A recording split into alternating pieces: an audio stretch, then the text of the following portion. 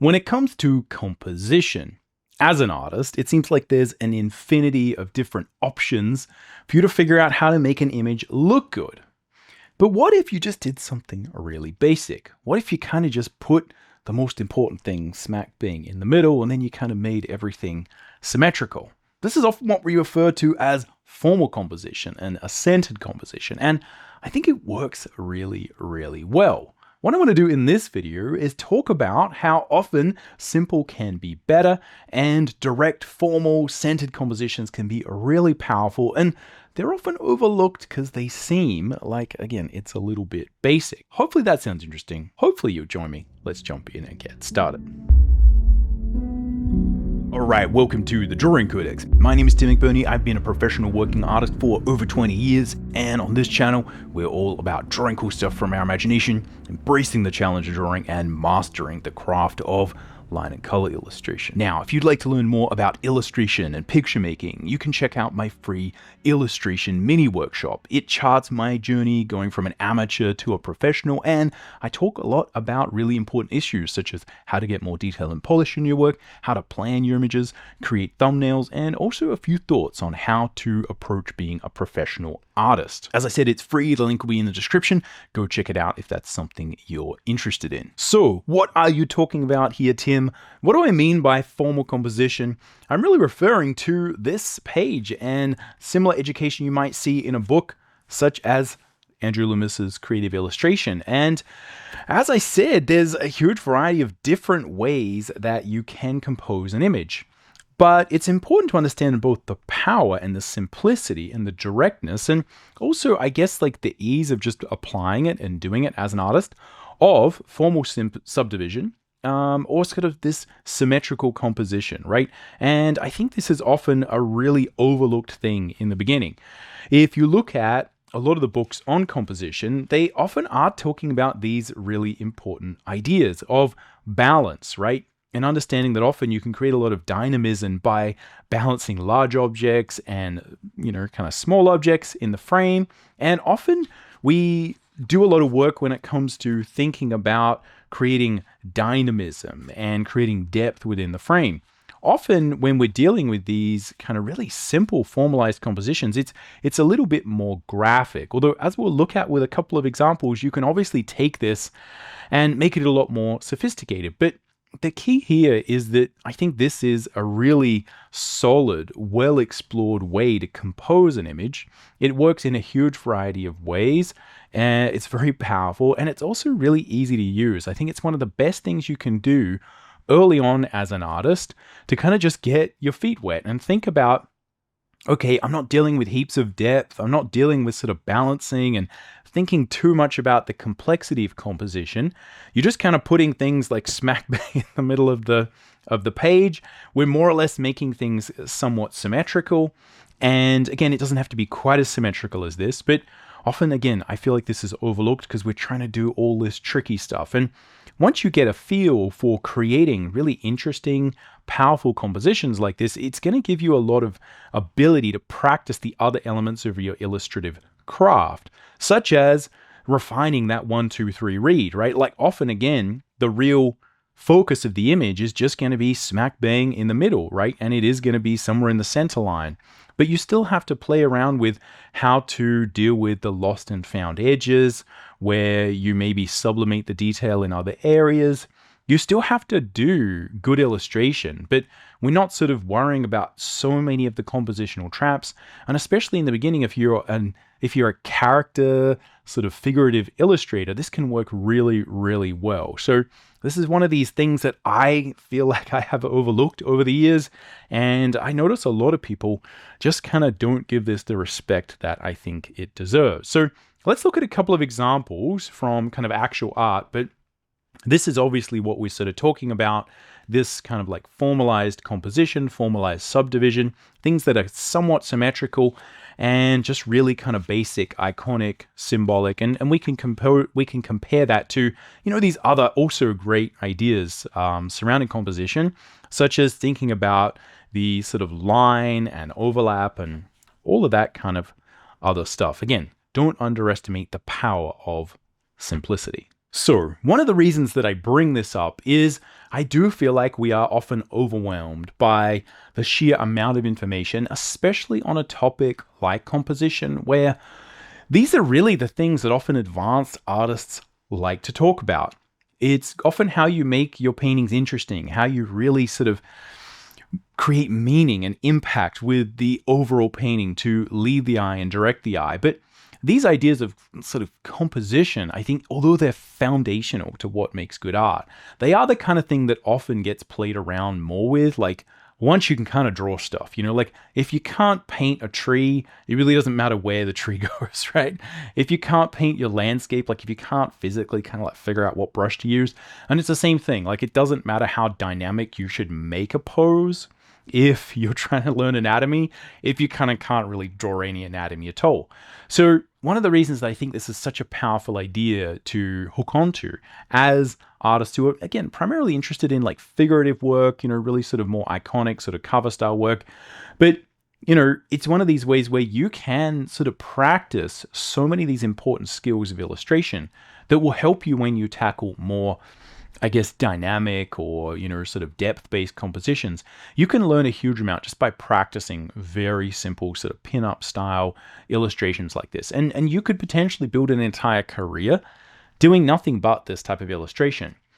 But especially in the beginning, this will allow you to kind of just draw figures or objects and still play with a huge variety of composition. Again, we'll check out some examples in a minute and sort of look at, again, how far you can sort of push this. But this is one of these things, the reason I bring it up is like, for instance, early on, I got given some great advice from an ex-comic book editor who was a producer on a video game that I was sort of working on. And he's someone I really respected. He'd worked with a lot of great artists, and he'd had a huge amount of information passed onto him about what you should look for in a comic book cover.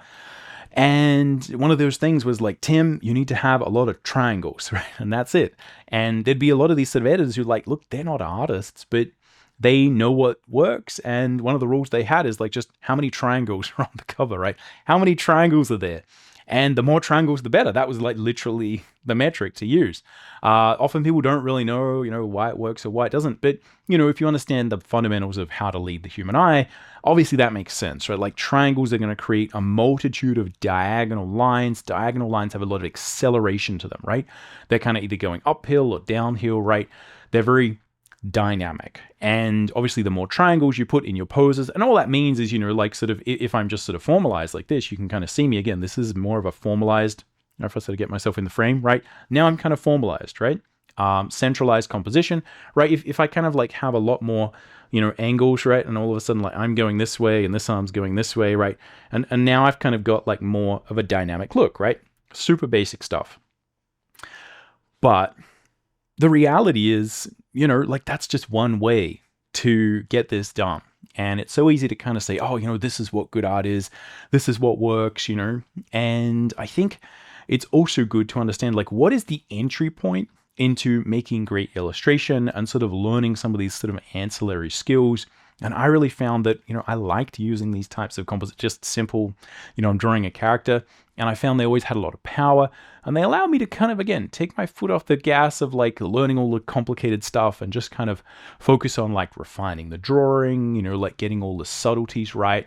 And it's often those little skills that really, really make a difference when it comes to you being able to tackle those larger compositions. So it's just a good way to kind of focus on learning particular aspects of your craft. Okay, so let's look at some examples here. This is obviously the page that I have from the Loomis book, and you can see that I think this does a really good job of just explaining the basic concept here. But how does this actually get used? Because these are super symmetrical, and they're really sort of done as, demos to sort of look at what layouts could be. But some really great artists, I think, that we can sort of look at as examples here is J.C. Leyendecker and Gerald Brom or Brom. And I think these are both artists that, like, look, personally for me, early on when I was trying to sort of figure this out, I would look at both of these artists and just go, why does that look so good? Because it's such a simple composition, right? And I think this also shows you how far you can go with creating really interesting compositions and playing with the rules of illustration, the craft of illustration, like getting really good at what you're doing as an illustrator without, creating these kind of drastic scenes or, playing epically with depth. That there's a lot of power when it comes to graphic, simple, direct, centralized compositions. And you can see here again, there's a lot of sort of playing up and sort of experimenting with that. Not all of these are 100% symmetrical, but a lot of them are, right? If you sort of look at this one, like such a good sort of dynamic, like interesting sort of illustration there. And it is like super symmetrical. Again, like not 100%. Again, you don't ever want it to look like a mirror. But that's just a great example of how like someone is using that. And this was on, a very sort of fancy Saturday Evening Post cover back in the day. Likewise here, got a great sort of abstract illustration, but primarily, a lot of this is symmetrical, it's sort of centered. And again, it leans into, I guess, this ancillary idea I'm talking about, which is like, you can practice illustration and especially figurative illustration by just kind of having a centralized figure and sort of exploring what you put around it and how you lead the eye and entertain the eye. Here's another sort of great example, another J.C. Leyendecker Saturday Evening Post cover. This is a famous one. Lots of people have done studies of this. Such a great example, I think, of his style and what's so amazing about his work. And this one, yeah, it's obviously to the side, so it's in profile, and it's not that sort of it's not symmetrical, but it still has that ethos, which is like, let's just put the main focus of the image like smack bang in the middle. Let's not get too fancy about it, and still we're going to play with the shape, the edges, the illustrative graphic nature of things. And when you just sort of tackle simple, again, this is J.C. Leyendecker, right? One of the greatest illustrators to have ever lived. But again, it's often that power is in simplicity. And I think we often forget that these days with, the sort of hyper detail that is often sort of required and, often, like all these sort of different things that we get told to do.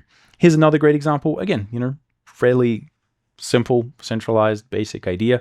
Some sort of interesting, you can see that literally looks like a French curve or something like that that's been sort of utilized. But yeah, cool, dynamic sort of overlay. But yeah, you can take this to, make it really simple, just centered composition, or, you can add a little bit of source to it, right? Another artist who I think does a really good job with this is Brom, or Gerald Brom. And Brom was one of my sort of favorite artists when I was sort of just trying to find my feet and figure out what I wanted to do as an artist.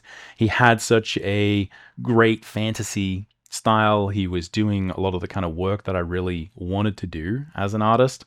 And he also had a lot of sort of art books around, so he was just one of these people to kind of look up to. And I just distinctly remember kind of looking at some of the illustrations that he did. These are sort of later ones, but some of these down here were in his sort of art book really early on. And I just remember kind of thinking again, I'd be looking at so much, so many books and things about sort of composition. And then I kind of look at this Brom thing and it's just like graphic. It's just in your face. It's just like simple. Again, simple, given that Brom, I think, is one of the best fantasy illustrators that has ever lived.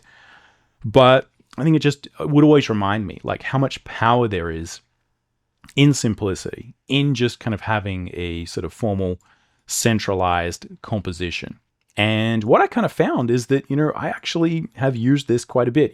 When I did my sort of Pinocchio cover, this is one of the, sort of thumbnails that we sort of picked. And we sort of went for this thing where I just want to create this kind of symmetrical, formal, simple composition, make it sort of graphic, put little Pinocchio sort of smack bang in the middle.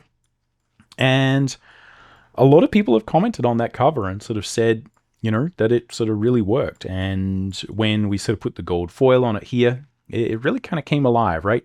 And this is one of these things where I've noticed that I've actually used this more and more as time goes on. I might make a follow-up video talking about how I've sort of used this in different projects. But yeah, I found that this is one of these things that often gets a little bit sort of skipped when it comes to traditional illustration training and talking about composition, because it seems so silly, right? It's one of the dumbest, easiest things to do. Just kind of make it all symmetrical, put the main focus smack bang in the middle of the page, and kind of, there you go. Yeah, it's simple, but it works. Anyway, that's what we've got time for in this particular video. Just a short one. I wanted to point this out. This is one of these things that I think just so often gets kind of swept under the rug when it comes to illustration training, and we often think that we need to be fancy. Let me know whether this helped out, whether you're now planning and thinking about creating some iconic, simple, centralized, cool illustrations. Hopefully so. And let me also know what your experience has been so far of learning composition and dealing with some of these challenges. I think composition is one of the richest, most textured, most interesting aspects of being an artist. And it's one of those things that you can like explore indefinitely, but it's also really frustrating to kind of get your head around in the beginning. So I'd be keen to know what your experience has been. If you want a little bit of advice when it comes to starting an illustration, like I was kind of showing with that sort of Pinocchio step-by-step, like how does that work? How would you actually start your illustration? Check out this video because I give you 3 different ways that have worked for me to start and plan an illustration.